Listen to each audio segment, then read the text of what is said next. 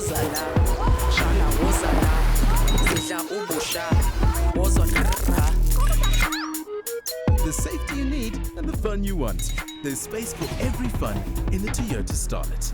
Itiski TV, powered by World Sports Betting, itiskitimes.co.za. Match day 28 for Kaizer Chiefs and also Sekhukhune. Kaizer Chiefs confirming ukuthi bodlala ke CAF Confederations Cup for next season, 2026-2027. Namhlanje score. It's West Ham 0, Arsenal 1. No man, it's Sekhukhune 0, Kaizer Chiefs 2. Bobzin.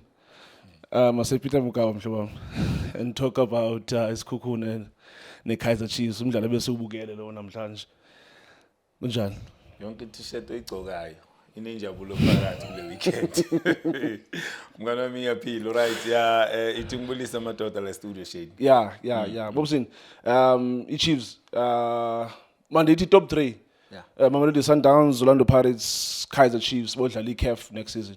Sundowns and Pirates CAF Champions League, Kaizer Chiefs CAF Confederations Cup, same as last season.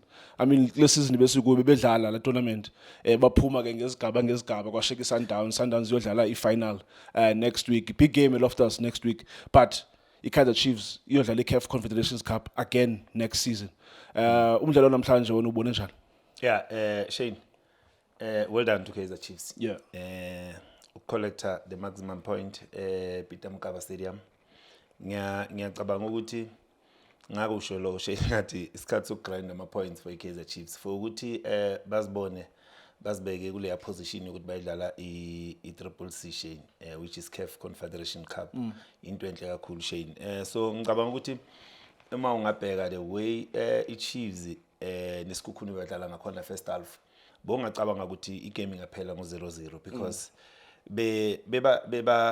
bebadlala uma ubheke especially Chiefs they widlala ngakhona but i-creativity bengekho ngalendlela ucabanga ukuthi Chiefs ingathola igoli ngalesa sikhathi. Mina vele nje bengicabanga ukuthi mhlawumbe ngaba i-draw but you know ukuthi igame inokuthi second half ikunikeza something njengoba ubone i-Chiefs ibuya badlali babuye ebenchini bazochange le game ye-Kaizer Chiefs. So ngicabanga ukuthi uma ungayanga le kuSekhukhune United Shane Sekhukhune United ngiyacabanga ukuthi iplay yabo today the way bebadlala ngakhona kunabadlali obona ukuthi bayebabamisa ungawubeka le midfield yabo uKhiba bekadlala noMkhize la khona ngibona ngathi the understanding yalabo badlali angiboni ukuthi bebasebenzela boyi2 kuyabonakala ukuthi uDash bekashota kule midfield because ngicabanga ukuthi nokubeka umdlali uMandi kuleya number 10 mawungabheka bekungekho lula ukuthi ajoine umdlalo ofana noNdlovu. uNdlovu udinga assistant uBright up front because udlala as a lone striker. Akafani nabomtshela ukuthi una le pace ukuthi nizosebenzisa lama empty space. Udinga ukuthi sometimes ninikeze is a finisher. Khumbula ukuthi uBright sikhuluma nge-center back but manje bamdlalisa njenge striker uya understand. Nothi ubheka umkwena kulama winger abo ngapha bekanga wide umkwena beyangena phakathi sho kona ukuthi bekafuna uvuyo asebenzisele la side uliklub but yolisebenzisa kanjani because kunomdlalo ofana noMonyane from Kaizer Chiefs he's doing well going forward because usebenzisa lesa space lesesishiya ulilepho naye ngena ngaphakathi kusho kona ukuthi bese kubanzima for abovuyo ukuthi bangasebenzisa lesa space because we threats umdlalo ofana nobani noMonyane ngapha ku Kaizer Chiefs. So ngicabanga ukuthi bebayileka Shane leya combination going forward abadlali beSekhukhune uma ungabheka uyabona ukuthi ukuluza lo yamdlali uGrobler nakhona kwabanikeza inkinga because unayo umjela but angeke umfanise noGrobler because uyazi ukuthi uGrobler ngamdlalisa ngama aerial ball ngamdlalisa mhlawumbe ngama cross mhlawumbe uyazi ukuthi kuningi ngakwenza lo yamdlali. So ngicabanga ukuthi njengoba ngisho ukuthi kunabadlali ababonakala bashota kulela qembu sibona baletha boMakhalwa babaletha kanje ubuya uzodlala ngapha ka right and uyamazi ukuthi uGudu maya ku left ila ngimbone khona masayodlala ku left azama ukuthi ufuna ukwenza lokho ajwayele ukukwenza but uyambona ukuthi always uluza amabhola uMakhalwa. So ngiyacabanga ukuthi bengathembisi ngalendlela iSekhukhune ukuthi ngayiwina le game. Overall Kaizer Chiefs dominate ukuthi ngawina le game because ubonile nje nangendlela iChiefs iye yafika ngakhona kulela liqembu. So ubheke nomdlali weSkhukhune United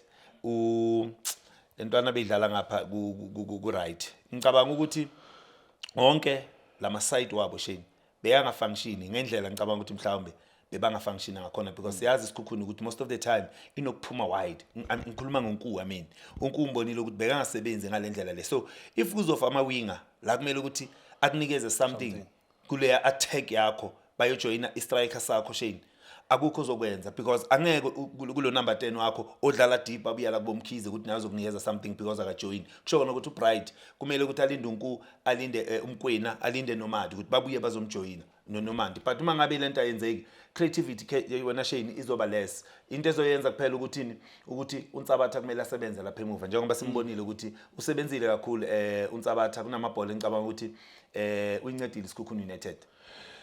Kaizer Chiefs change game second half. Yeah. The introduction of Umfundo it changed a lot of things for Kaizer Chiefs. You also saw now bedlala crosses into the box.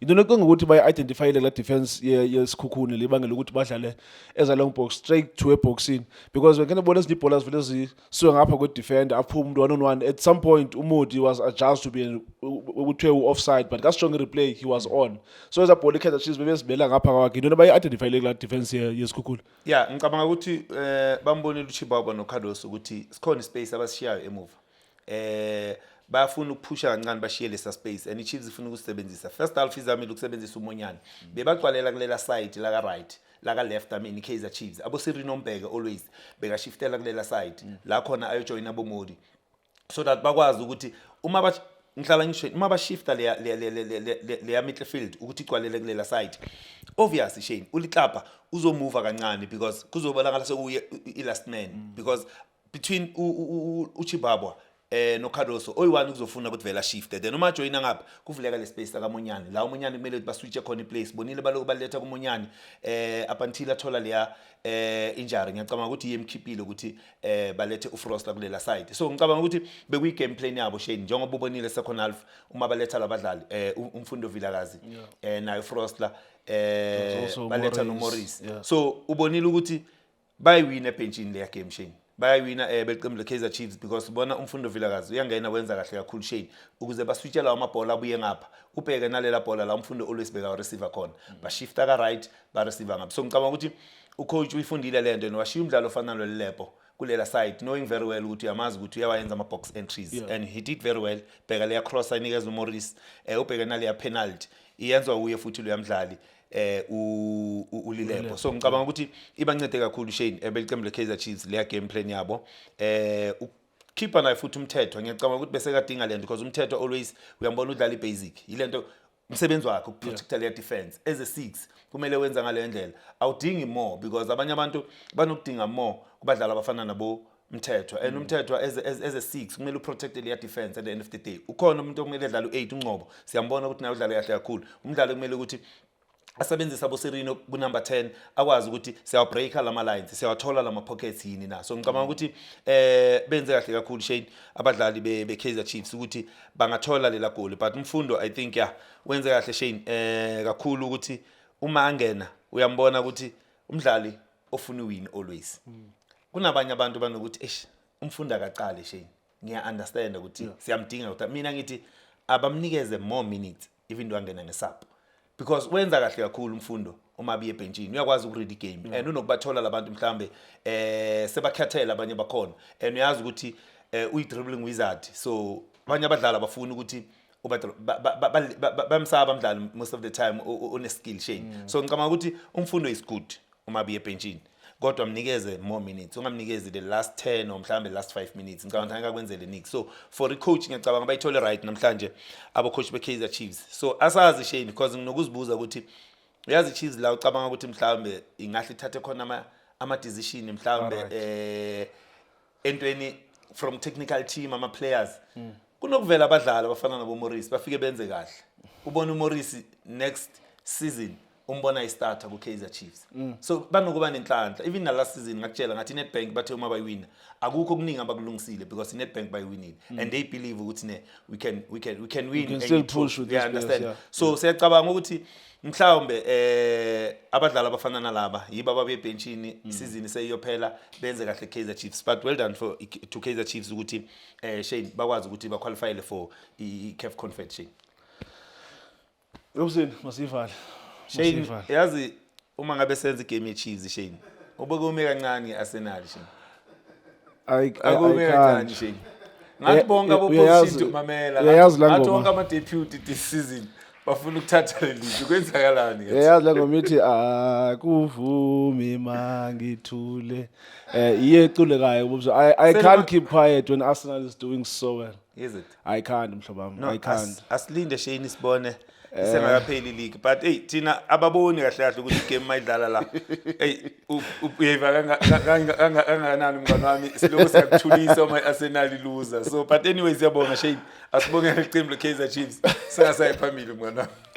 Well, yeah, Kaizer Chiefs have just won. They collected maximum points against Kukune. Remember, first round of FNB is Kukune. They were still coached by Coach Eric Tingler, where they won by 3 goals to 1 FNB. But now, Kaizer Chiefs, they went to Polokwane and avenged themselves by beating Kaizer Chiefs. I mean, Kukune by 2 goals to 0.